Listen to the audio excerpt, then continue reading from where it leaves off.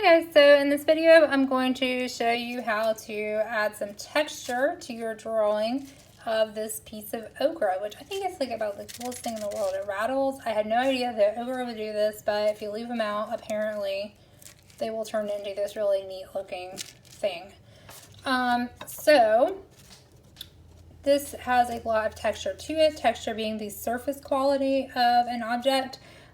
So if you had this in your hand at home, I would say turn it around, try to find the most interesting spot, arrange it on the page so that you can see it well, arrange your lighting. So I have a lamp here that I'm using.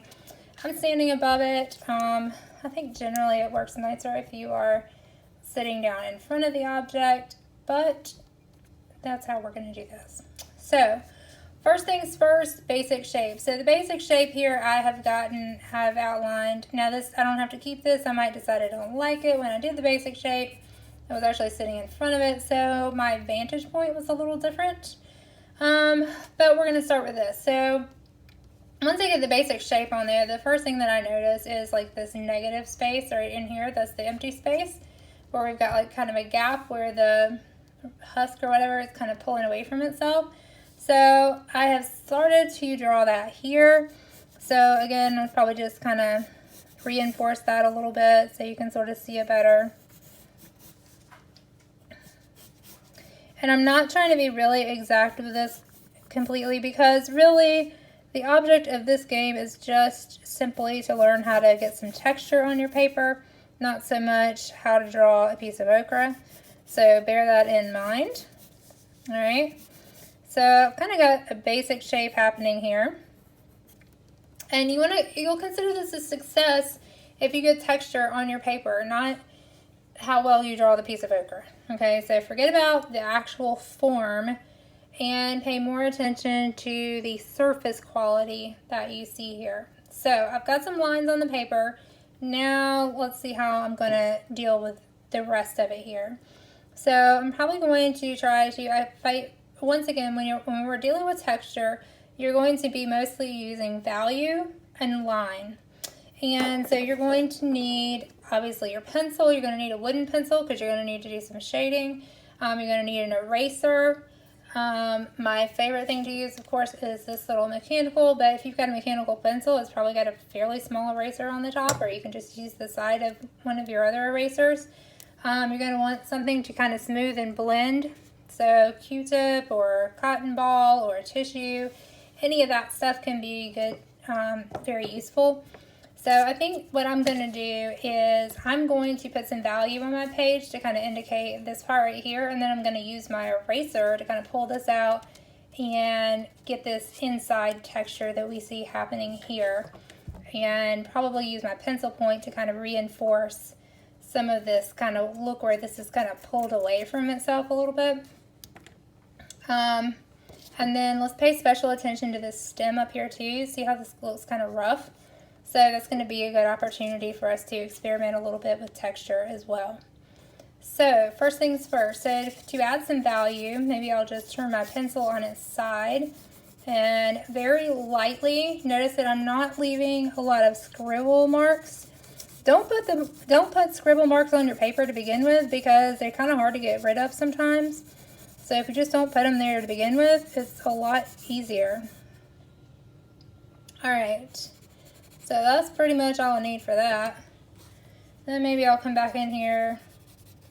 Now when you're adding value or you're using line to create your texture, think about the direction that the object is going that you're using. I wouldn't want to come across here and scrub like this because it actually can affect the way that the final piece turns out. You want to kind of work with the shape that you got. If everything's going this direction, kind of pull this direction with your object that you're using to get value on your page. So in this case, my Q-tip. All right, so I've got some value happening there. Now let's sort of see where to go from here. So it looks like to me that this area right here looks a little bit brighter than this negative space in here, but then we've got these kind of dots of white happening. So I'm just thinking err on the side of caution. Maybe just go a little bit darker than you think you need. A little bit, not a lot. Because it might just kind of save you some headache. So I'm going to go back in here and add just a little bit more value. Because that contrast, that means the difference between the light and the dark in this case, might work in my best interest. So that way I can kind of darken this up a little bit, this space in between here. And now I can go back in and sort of add right here. So now I'm going to kind of flip it over and use my pencil point a bit. Now look at how I'm drawing my lines. I'm not real sure. I'm just kind of going nice and easy with it. And then over here there seems to be, it looks a little different too when you're standing above it. So maybe I'll kind of come in with this. Lighten this up. So now I've used this sort of thick line here in the middle. So just be aware of how you can use thick lines and thin lines. Can you draw with your eraser? Absolutely, you can draw with your eraser. Please, by all means, draw with your eraser. And then maybe I'll kind of strengthen these lines back here. Now I'm not going to really outline my work. A lot of times people think that you should outline. Don't outline. Don't do that. Now if there's a reason to outline it because you can see that it's darker there, that's one thing.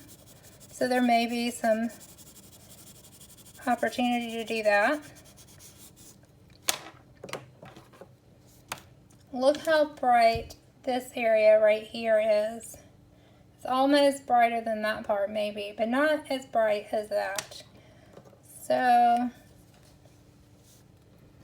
and again, don't task yourself with recreating exactly what you see, because that's what we have cameras for. We're doing something a little different where we're actually drawing it. So this is your interpretation of said object. So now I can sort of go back in, maybe I'll clean this up a little bit.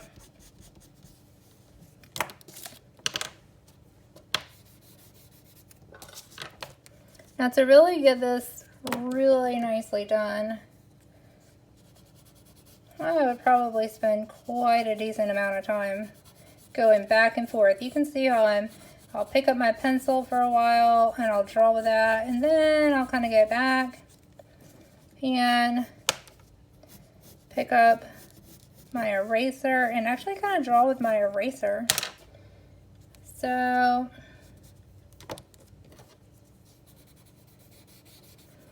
I'm going to get some value happening here.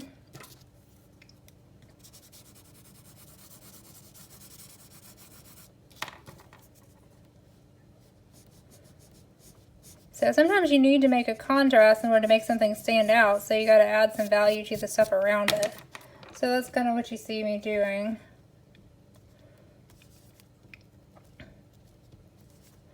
So some places I might just kind of dab it with the eraser to kind of get a certain look I'm going for. Whoop. Don't do that, that can be irritating. And then look how irregular the quality of this line, these lines are, and this kind of trails off like this. So I can sort of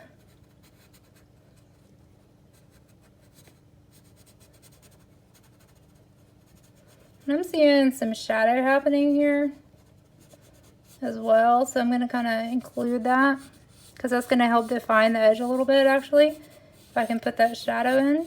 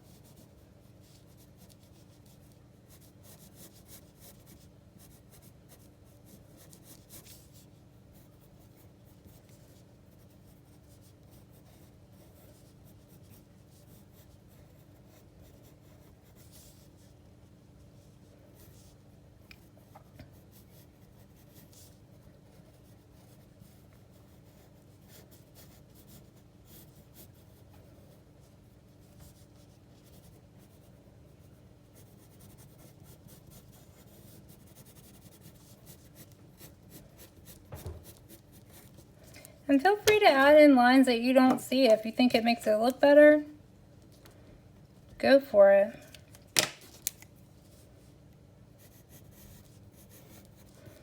So I'm going to keep experimenting with this. And what I'd like you to do is open up the picture of this object and you do the same thing. Just kind of experiment with it until you get something that you like. There's a lot more to do on this, but it's coming along.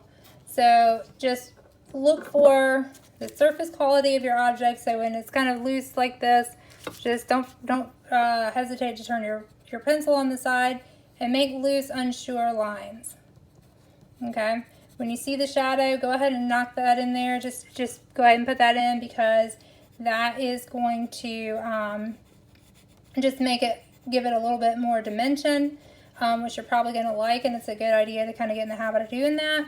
If you have, like this right here is just a regular writing pencil, and you can see it's kind of hard to get a lot of value happening with that. You can do it, but you just have to, obviously we go real slow, and build up the layers. But if you have some of the pencils that have the higher numbers on it, like a 6B or a 4B, save those to get the darkest areas, like right in here. I would probably use something like that, and it'll make it stand out a lot more. But just work with it. Use something to blend. Use your eraser, and remember to draw with your eraser just as much as you draw with your pencil. All right, guys, keep working.